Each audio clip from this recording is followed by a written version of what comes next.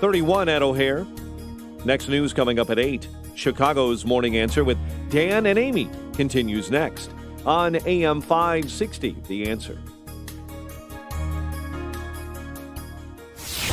This hourly segment is brought to you by Retire Chicago. Tune in Saturday mornings at 8 to Retire Chicago with John McNamara of McNamara Capital.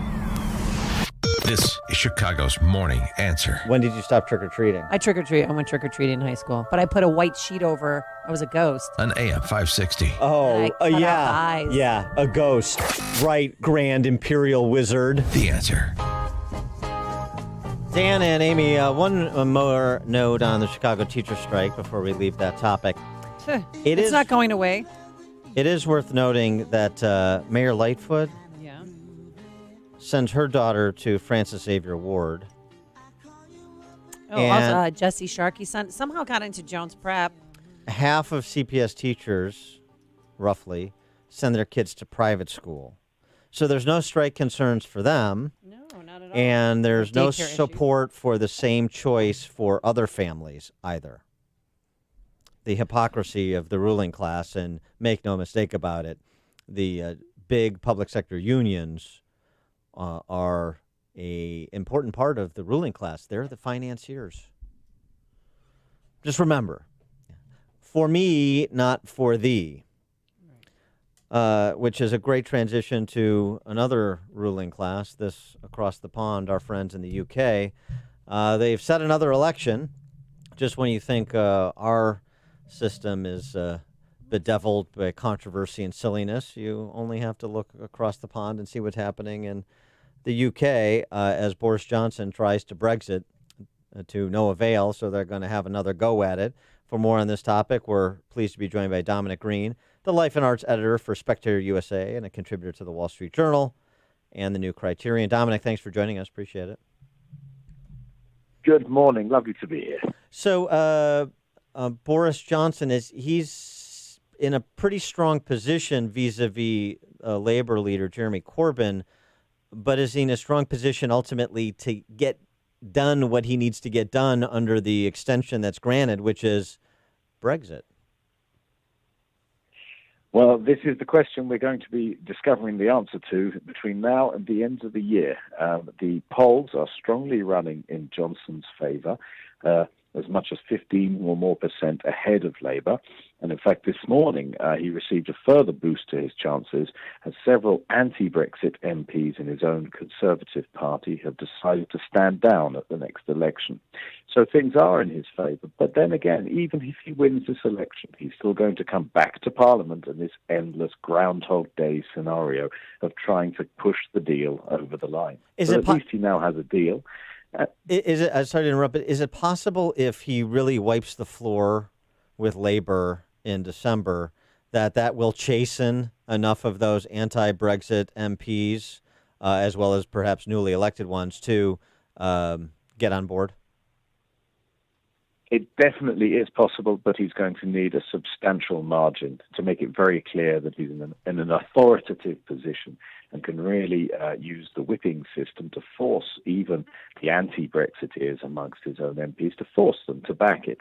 The one advantage he'll have as the clock keeps ticking is that it's very hard to imagine there will be a further extension to the negotiating period. The European Union is as sick of this as everybody else in Britain here is. So the nearer it comes to the cliff edge, the greater the chance that even the most resistant members of his own party will come around.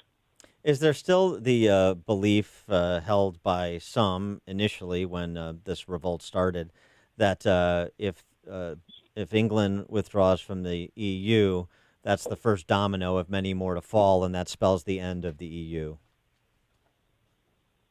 It certainly will spell the beginning of a new period for the EU. It may indeed mark the high water mark of its expansion, because in the 90s it kept growing and growing.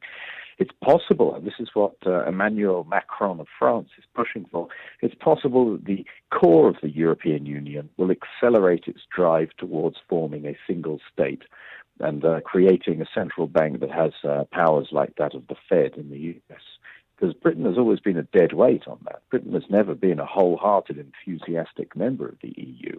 So there are plenty of EU powers who'd be glad to see Britain on the outside so Right, they can get on with building. Why did the UK join the EU in the first place if they were never enthusiastic about it? It was a moment of weakness. It was the 70s. There was terrible economic malaise, and also the leaders of the Conservatives, actually, who did this, they promised that the British people were voting to go into a free trade association, an economic group, a customs union, nothing political, specifically ruled out. And yet, over the following 20 to 30 years, the European Union mutated into a single state, and there was therefore this rising tide of rejection. And of course, people were told it was good for them, but most people didn't feel that way at all. We have to learn these lessons every generation or two, right? The idea that you're going to have this supranational government organ that isn't going to tend towards expanding its tentacles is, of course, folly, as has been demonstrated over and over again throughout the annals of history. I think you're right, and I think there is a strong element here of what you were talking about just earlier, that there an elite class of administrators saying what's good for us is what's good for you, and we can have it our own way in the national interest. And of course, they made the mistake of doing this in a democracy, which every now and then means people get the chance to have a vote and express their difference of opinion. So it's been a terrible shock for the ruling class in Britain. Well, a shock to some in the ruling classes, both in England as well as here, is no political ads on Twitter. You're not going to pay for reach, according to Twitter CEO Jack Dorsey. You got to earn it the old-fashioned way. And the Trump administration, Trump sort of recoiled at that, I think probably trying to send a message to some other social media platforms not to go that direction.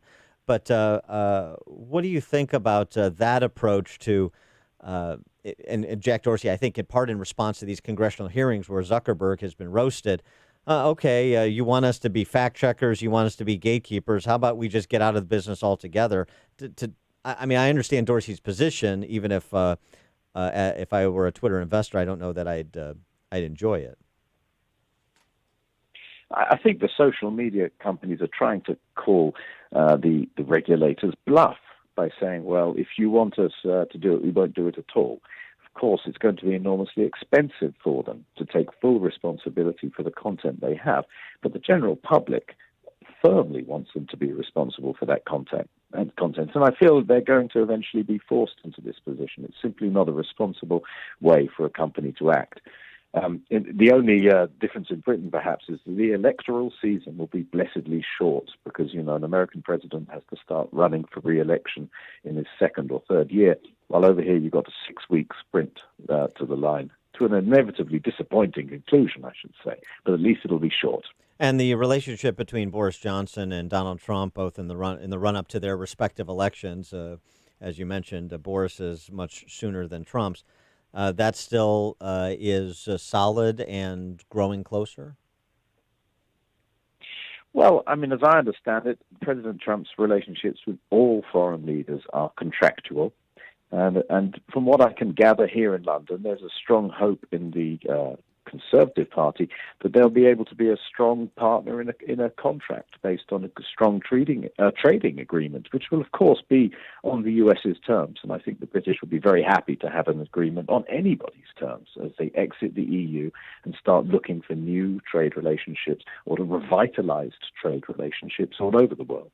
All right, switching gears here. You also wrote a great article about Meghan and Prince Harry, which I know people roll their eyes. But Meghan Markle, I mean, she is an American. She did go to Northwestern, where Dan graduated from, is a sorority sister. I'm so proud. Kappa Kappa Gamma sorority sister. Has she lost her sparkle? And if so, was it because of that interview she did where she said she's just existing and not living? Well, certainly in the eyes of many British people, and as I was saying, it is a very delicate moment in Anglo-American relations, and we wouldn't want the Meghan Markle business to affect friendship between the UK and the US. But it has to be said, a lot of people here are feeling that you can't really complain if you're married to a prince and you have Elton John's private jet on standby. Can't really complain about just existing. Lots of us are just existing on much less. Now, in a way, she said she's surprised that the British papers have been so, she says, intrusive. Right. But to me, and obviously I'm biased, but to me, this is a contract. They're happy to be in front of the cameras. And then once you're in front of the cameras, you can't really dictate terms. So there hasn't been an outpouring of empathy for Meghan Markle, then? Not yet, though I may yet find myself on the sororities hit list for my criticisms. Really, you sound concerned to talk about it. Who cares? I mean, we're not going to start a war over Meghan Markle. I can tell you that. We already fought one with you guys years ago. But it didn't go very well for us previously. Because your tax dollars are paying for their houses of luxury. I mean, really, you are, isn't it? Yes, this is very true. It's true. And therefore, there is an attitude in Britain of we are the customers. We are supporting this soap opera with our tax dollars, as you're saying. And therefore, we expect a certain standard of behavior from the actors. And I think it's still possible for Meghan and Harry to turn this around by just knuckling down and getting on with the job, which is actually not expressing opinions about the environment or about anything else. It's doing things like visiting schools and hospitals and old people and spreading goodwill. That's all we really want from them. Well, good luck. But Prince Harry married an American actress, so who leans far left, so that's never going to happen. So embrace your new normal. That's my advice to you. He is. I'm sorry. We're trying. I know. It's hard. Change is hard. He is Dominic Green, life and arts editor of Spectator USA, contributor to the Journal and New Criterion. Dominic, thanks for joining us. Appreciate it. Thank you, Dan. Thank you, Amy. You're the best. And he joined us on our turnkey.pro answer line. This is the morning show more Chicago radio listeners are choosing. This is Chicago's Morning Answer on AM 560. The Answer. Balance of nature. Changing the world, one life at a time. Scientific research has shown that many cancers and lifestyle diseases can be prevented with a diet rich in fruits and vegetables. This prevention comes from the phytochemicals in the plants. They fight against oxidants that damage the cell's DNA, causing mutations that lead to disease. In my lab, I've seen the immune response increase. I've seen your